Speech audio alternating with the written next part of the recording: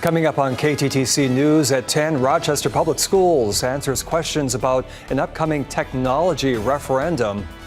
Also, Minnesota's Attorney General tries again to clarify changes to the rules for school resource officers. And a Minnesota rule for cell phone use in cars could soon be coming to Iowa. Live from your local news leader, this is KTTC News. And good evening, I'm Tom Overley. Caitlin Alexander is off tonight.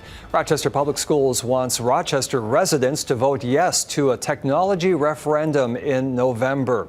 And tonight, residents got a closer look at what this all means. RPS is seeking approval for a levy of more than $10 million annually to improve district technology during the span of 10 years. And this includes buying new computers, enhancing learning software, and improving cybersecurity. RPS says the tax impact would be an increase of an average of $135 annually in property taxes. In a forum tonight at First Presbyterian, RPS Superintendent Dr. Kent Bickel discussed the referendum with residents and why he says it's so important. He says this plays a critical role in keeping RPS financially sustainable. The school has cut $20 million from its budget in the last years by eliminating jobs. We are getting much closer to where we can really say we have a sustainable financial strategy for the future and we're not cutting every year. I will say that if this referendum doesn't pass in November, we will be cutting another $10 million next year, for sure. And maybe more, depending on where some of the other variables play out. So there is a certain moment of urgency and importance in that. And Rochester residents can vote on this multi-million-dollar referendum on November 7. Questions continue about new rules for Minnesota school resource officers. Districts across the state are pulling officers out of schools, saying this new law lacks clarity. KTTC's Quinn Gorham reports. Republicans continue to sound the alarm this week on a new law meant to limit use of force by SROs. SROs are being pulled out in a number of suburban districts, and that's a result of law enforcement being very concerned about a lack of clarification due to recent legislative changes. Governor Tim Walz, weighing in Tuesday, says he's confident clarity is on its way. I think there's still a path that we can clarify this and get what's fixed for the folks that need to see it fixed. After news that 3 more districts had pulled officers from schools, Walz said he met with lawmakers to discuss the situation in detail. I met with about a dozen lawmakers this morning. These were DFL lawmakers. I think, again, to level set on this, the majority of our schools have their SROs in, but there's about 40 plus now that are not certain about the legislation. The governor says he's committed to a solution, alluding to backing a special session. If there was a sign, something would get done. If the legislature can come to an agreement that we can get something done in that to clarify and get these folks back in, that's our goal. Walz seems convinced they can reach an understanding without government intervention. Republicans disagree. Legislature, whether they're right or wrong, they put things in black and white for a reason. That's the rule of law that should be enforced. A saga that's expected to continue until concrete clarity is provided in some way. Reporting in St. Paul, I'm Quinn Gorham. Attorney General Keith Ellison tried to provide some clarity on the law in a statement late today. Ellison says the changes do not affect the legal definition of what is considered reasonable force. The AG also says professionals are not banned from physical contact, but must avoid certain types of restraint, including anything that restricts a student's ability to breathe. And Ellison says contrary to some claims, the law does not require professionals to wait until someone is injured to intervene. This was Ellison's second statement, by the way, on the law. He also provided guidance last month. Let's talk weather now. Our Nick Jensen's out on the weather patio. It was a lovely evening. Nick, what's coming down the pike in the next day or so? Hey, Tom. Well, we'll continue to have some really nice temperatures on the way, I think, as we move towards the next couple of days. High temperatures today, well, I think they look fairly similar to what we had today that's on the way for tomorrow. So high temperatures today at 82 degrees, and we had really warm temperatures across the region here, 83 in Mason City, 84 in Red Wing, and then 81 today in Winona. So those temperatures were warming all the way up to 87 in Minneapolis, and notice out in western Minnesota, Marshall, all the way up to 89. We do have some mainly clear sky. There might be a couple little raindrops here through about Winnebago, Hancock, maybe Worth and northern Cerro Gordo County. Latest observations at the surface, nothing was reaching the ground at the airport there in Mason City. But other than that, that's about all we have here tonight. We continue with some mainly clear sky across most of southeast Minnesota. Stationary boundary off to our north-northwest. That shouldn't impact us here in the near future. We're kind of in between a couple different storm systems here to our south and to our west. Outside right now, pretty nice night. 63 out. Wind out of the southeast at 7 miles per hour. Temperatures locally, we'll watch them get down into the 50s as we wake up tomorrow morning. Speaking of tomorrow, here's a look at tomorrow's outlook. Temperatures starting off in the mid 50s, and then we're right back up into the upper 80s for those high temperatures here tomorrow. Almanac today, 82 degrees for the high, so we were well above average, right? 11 degrees above average. We're close to 10 to 11 degrees above average again tomorrow. But we do have some changes on the way for the upcoming weekend. Temperatures will be cooler, and we're tracking the chance for some scattered showers and thunderstorms potentially late Saturday, extending into Sunday. We'll have details on that and look ahead to the weekend. That's coming up, your full forecast. Tom. All right, Nick, thank you. We have new details in the court case against the Madeline Kingsbury murder suspect. The omnibus hearing for Adam Fravel is now set for next month. We first told you yesterday that Fravel's hearing, first set for this week, was being rescheduled. It's now set for October 13th in Winona County. The hearing will give attorneys an opportunity to make pretrial motions and make other requests. Tonight, police are still looking for this man, a Minnesota murder suspect released by mistake. 29-year-old Kevin Mason is suspected in a Minneapolis murder that happened 2 years ago. He had been in custody in Indiana, but a sheriff's department there accidentally released him after a clerical error. The sheriff's office says he's already proven to be good at hiding from police. Obviously evaded law enforcement since 2021. We believe that he is pretty good at what he does. We believe that someone, or obviously he has others financing him and helping aid him. And authorities say Mason's girlfriend picked him up after he was released. Police later arrested her and questioned her, but there is still no sign of Mason. We're getting a break from rising interest rates. Today, the Federal Reserve wrapped up its two-day meeting without a rate hike. That's after the benchmark lending rate reached a 22-year high following their last meeting in July. But bank leaders are not saying whether this is the end of rate increases. They're leaving open the possibility of another rate hike before the end of the year if inflation is still a big problem. Student loan payments have been on pause since March of 2020. They are now set to restart October 1st across the country. There's a number of things borrowers can take into account. A variety of programs can help, including income-driven repayment plans. These help to organize how borrowers can pay back the loans over a set amount of years. However, for these plans to work, you must also qualify for forgiveness programs. There are a number of ways to do that. If you work at a nonprofit organization and you're enrolled in something like SAVE, after 10 years, the remaining balance is forgiven. And then either 20 or 25 years, depending on what types of loans you have, even if you work at a private institution or you don't work at all, after 20 to 25 years, the remaining balance will be forgiven as well. So more insights on this on the web version of the story at kttc.com. Iowa public safety leaders are making a new push to enact a cell phone rule that's already the law here in Minnesota. Iowa already has a ban on texting while driving, but the law only covers texting, not making a call or checking a map. Minnesota and 35 other states now have laws that allow officers to cite drivers merely for holding their phone.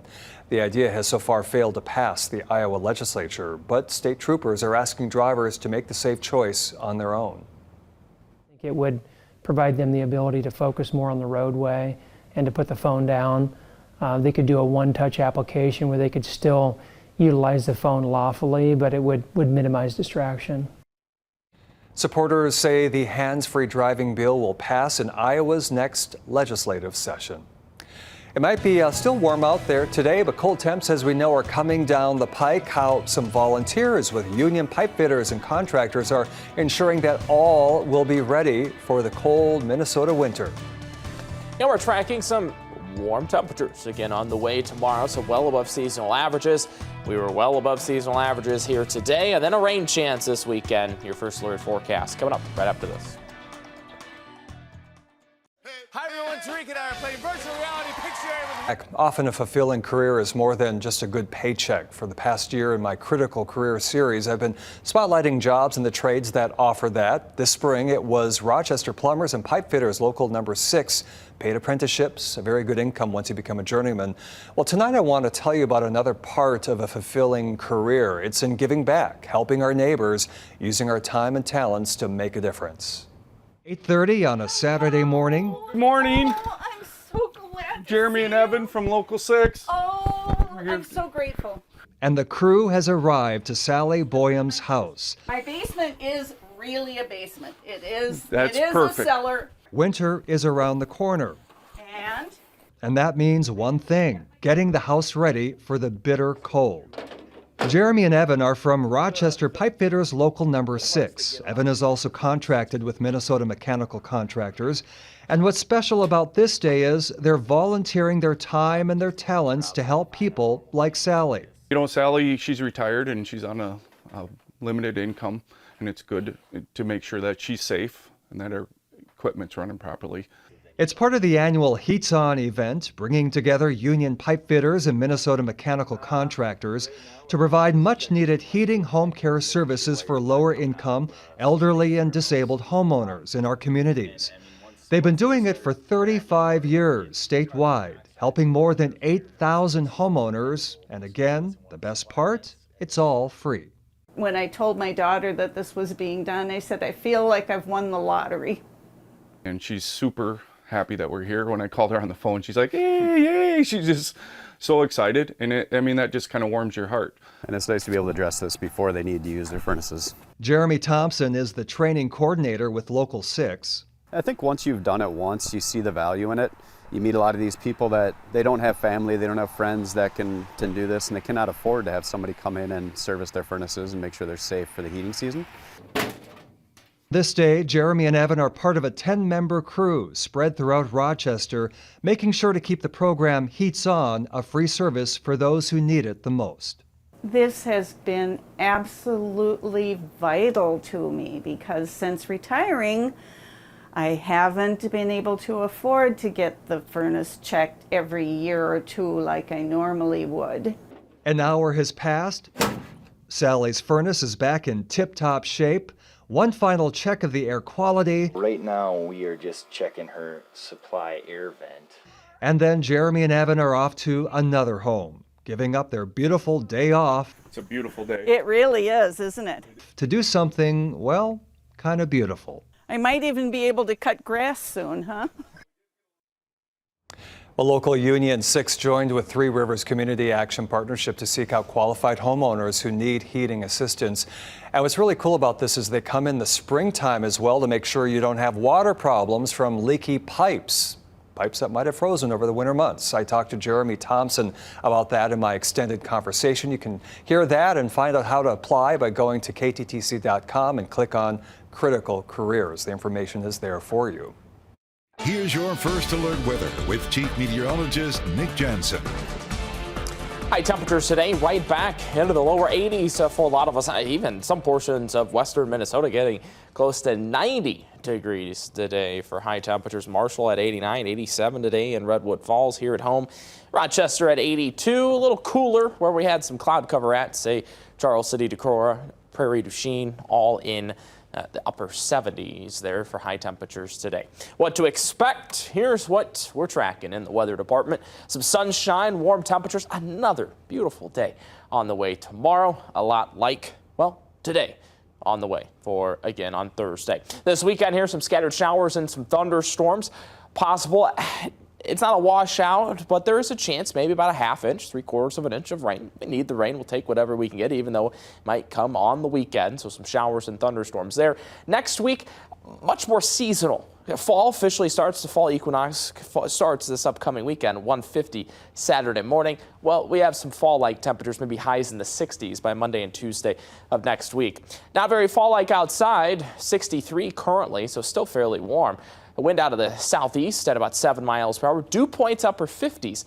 So if we hold on to that moisture, that low-level moisture, our dew points, we could run into some fog tomorrow morning and maybe some valley fog. Pretty patchy, though, overall for tomorrow. Temperatures here locally still 70 right now in Albert Lea and in Redwood, 67 in Mason City and 68 in Forest City. In terms of rain chances, well, we have a couple little spotty showers taking place right near about Mason City and right along I-35 here. So some of that probably making it down to the ground at this point in time. Last check at the observation at the airport there in Mason City, no rain, but some spotty shower activity possible for several Los counties here, right around Winnebago, Hancock, Worth, and Cerro Gordo counties.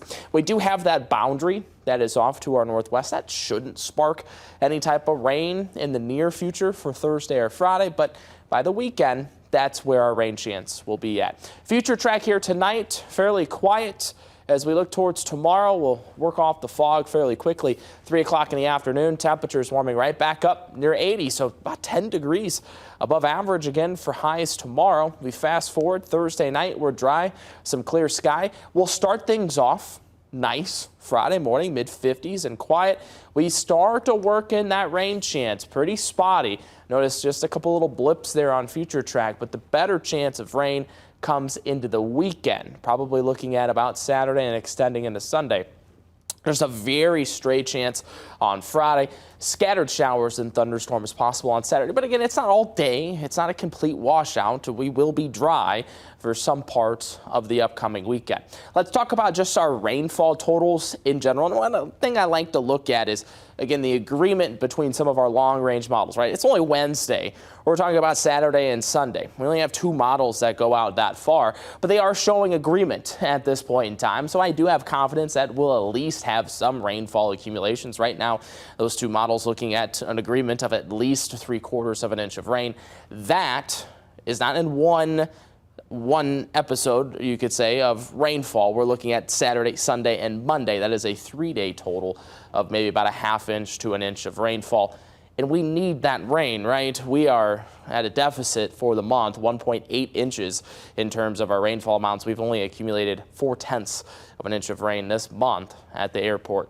56 for the overnight low tonight here, partly cloudy and quiet. Tomorrow's outlook, notice we have some cloud cover in the morning, sunshine into the afternoon, high temperatures right back into the 80s. So most of us, 80 in Rochester, 82 Dodge Center, 83 in Austin, and 81 coming up tomorrow in Mason City. Got to talk about the Garden Gallery winner. Forgot to show that at 6 o'clock here tonight. We have Carol. Thanks for sending that in. Southeast Southeast Rochester. You want a $10 gift card to Sargent's on 2nd. So thanks for sending that photo. And Carol, we'll have another winner coming up tomorrow evening. 76 for the high Friday, 75 on Saturday, and we'll see the chance for those showers and thunderstorms this weekend. Tom. All right, Nick, well, with fall comes flu season. We have some reminders for staying healthy. And COVID vaccines may no longer be free, but Olmsted County is offering help to people without insurance to get that vaccination. KTTC celebrated. Well, flu season is upon us, a time when doctors advise extra caution for respiratory health. Scientists are not exactly certain why. Fall is a season where respiratory illnesses happen more often. The Association of American Medical Colleagues, Dr. Scott McKinney, has an explanation. The doctor says the illnesses include the flu, COVID, allergies, and respiratory viruses, also known as RSV. He says all of them could have cold symptoms, such as a runny nose, cough, fever, headaches, and muscle aches. And he says wearing a mask if possible, but above all else, get that vaccine. I think the main thing is that people should go ahead and get vaccinated. It's safe. It is far safer than getting the disease. The reason we developed the vaccines was to keep people from getting sick. Flu shots are available in town, including local IVs and CVS pharmacies. Well, as the weather shifts to winter, some are looking to renew their COVID-19 vaccines as well. And for those in the Rochester area, there are a number of options to combat the latest strain of the virus. Olmsted County Public Health is providing vaccines for people who are uninsured or underinsured. You can schedule it by calling the number there on your screen, 507-328-7500. The county says to check with your insurance provider to see if you do qualify. The Minnesota Department of Health is providing COVID-19 tests for those who enter their information through its website. It also has recently announced the Biden administration will resume offering free at-home COVID tests to American households starting on Monday. For more information, you can visit our website, kttc.com. Coming up next in sports, the Vikings made a big move to try and improve the run game. Of all the trade details, plus the Lynx face off with the Sun in a final Game 3 in the first round. Find out if Minnesota could extend its season, reach the semis after the break. What you see is important. That makes KTTC Sports from the Lucina Siding and Windows Sports Wall. What's going on, friends? I'm Julian Mitchell. Tonight on the Sports Wall, we'll hear from newest Viking Dalton Reisner and look at how the the Vikings got running back Cam Akers. Jumping ahead here. We'll have some highlights here from the Twins series finale in Cincinnati. But first, let's get started with the winner-take-all game on the hardwood. Lynx taking on the Sun in Game 3. We'll jump in here first quarter. Sun threw the first punch in this one. Duana Bonner, can I have this dance? Little crossover, blow by. Layup is good, looking like Nick Jansen at the rack. Lynx down 6-zip early. Second quarter, leads balloon to 11. Alyssa Thomas out of the post. That's just too easy. Lynx got outscored in the paint in this one, 40-28. 5 seconds to play in the half. Bonner will pull up Jay. That's cash money. Bonner had 14 for 25 points in the first half. Lynx down 15 at the break. Third quarter, Lynx trying to claw back. Nafisa Collier will fade away here. Count it. Game is so smooth. Then fourth quarter, Collier on the pick and pop. Top of the key, hold the form, splash. Collier reporting a game-high 31 points on 11-19 shooting, but it's still a double-digit lead for Connecticut. Minnesota just couldn't slow him down. Thomas here again going to work. 28 points, 12 assists, and 6 boards. Definitely better than Nick, though. Minnesota's season comes to an end. Final score 90-75, the final. Let's go to the Diamond next. Twins trying to cut its magic number down here in Game 3 against the Reds. Let me tell you, though, Hunter Green not down with that idea. I know what Kaplan said, he's the mean green strikeout machine. He looked just that way. Struck out the side in the 6th, 14 Ks in the game. Top 7, Twins trying to cut into this 2-zip hole. Willie Castro finally cracks Green. That is gone, girl. Back-to-back games with a homer for Castro. Twins down a run after the solo shot. Top 8, Reds pushed it back to 2. Edouard Julien, and we'll get down in right center. Vasquez slides into home, and here we go. 1-1 game once more. 9th inning, last try for the Twins. Castro again comes up big. Nicely laid bunt. He'd steal second, then get to third on a wild pitch, and that set up Kyle Farmer. His crop's looking good this time of year. Big time hit to tie this game up. A little later, 2 outs, bases loaded, and shout out to Nick here. Hip, hip. Jorge Polanco coming up clutch, scoring 2 on the single.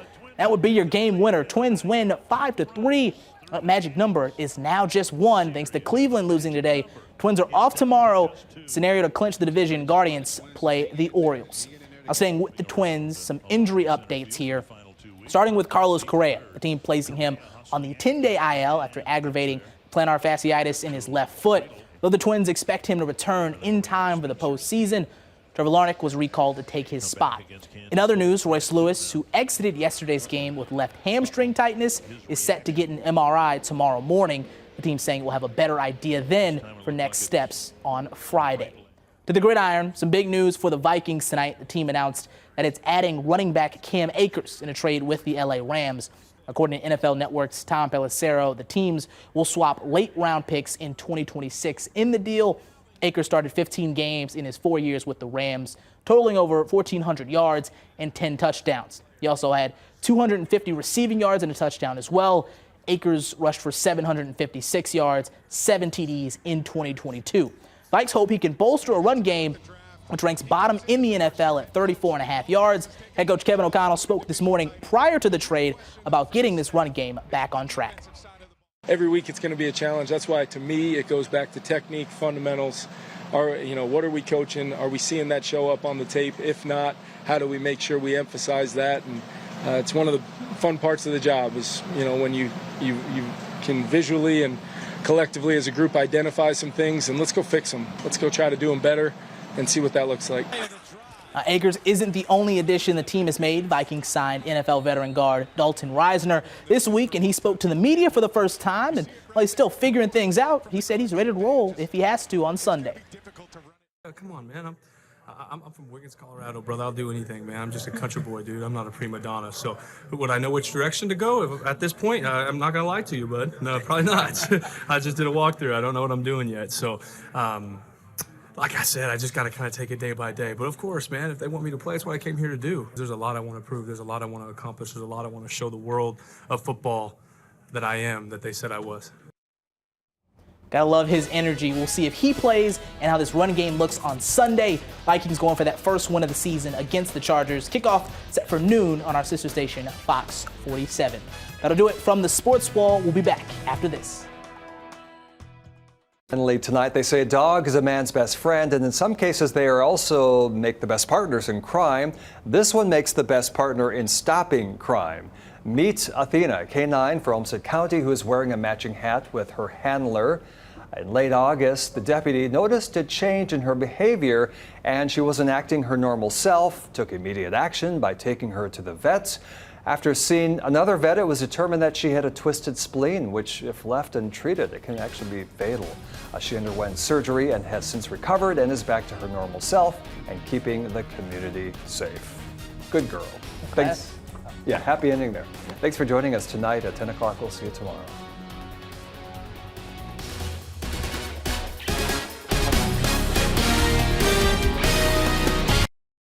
These can create change. Just like the last story, we want to warn you that some descriptions in this story are disturbing. Rolling plains, vacant roads, and a small town community where rodeo reigns supreme.